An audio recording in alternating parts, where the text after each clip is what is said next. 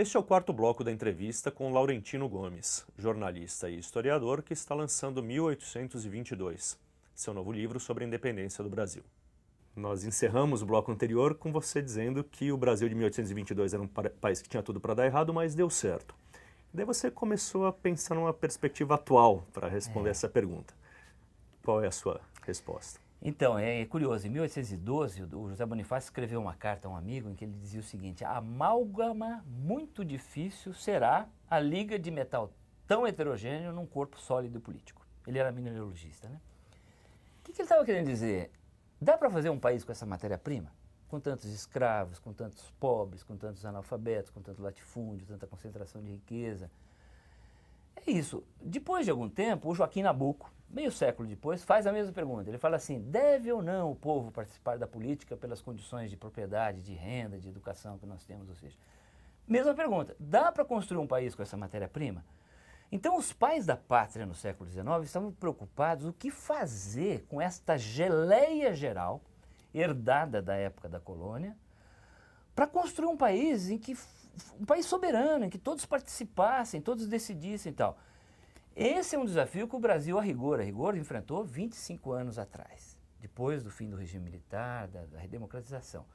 Porque o projeto de Brasil que funcionou até então é um país construído de cima para baixo. É um imperador, uma elite imperial que tenta organizar essa geleia geral. Depois, na República, aliás, uma república de prática monárquica, que é um general, é um ditador, é um caudilho, que também tenta organizar todo o resto. Então é um país, assim, realmente com pouca participação. Se você comparar os Estados Unidos, o Brasil é um grande fracasso.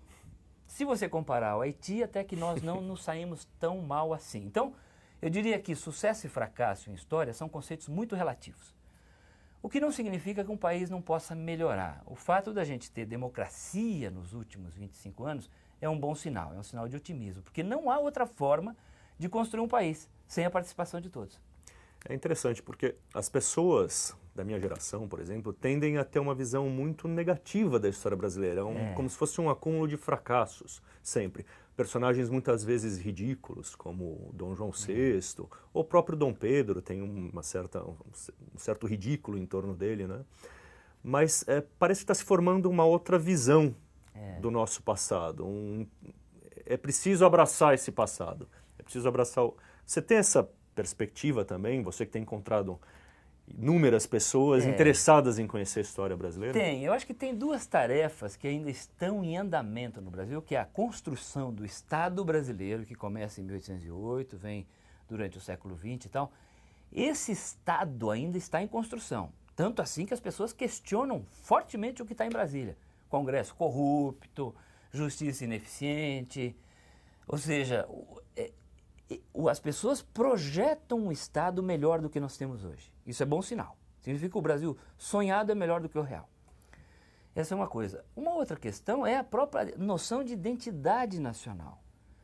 Que país é esse? Nós pertencemos a ele ou não?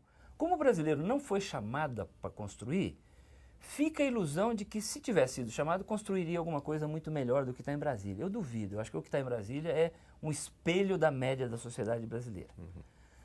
Mas existe essa questão curiosa de um problema de autoestima. O brasileiro tende a achar que esse país é corrupto mesmo, é violento, é desigual, que nunca dá certo. E essa síndrome do vira-latismo se projeta na história, como se os nossos personagens também fossem vira-latas. O Dom João VI, um comedor de franguinhos, um rei abobalhado, o Dom Pedro, um boêmio, um mulherengo. E eu acho que à medida em que o país começa a refletir sobre si próprio, as pessoas começam a participar, a tomar decisões, eleger presidente, tirar presidente, botar outro no lugar, elas começam também a olhar a sua própria história, a entender as suas raízes, ver que o Brasil é diferente de outros países e não pior ou melhor, ele é apenas diferente.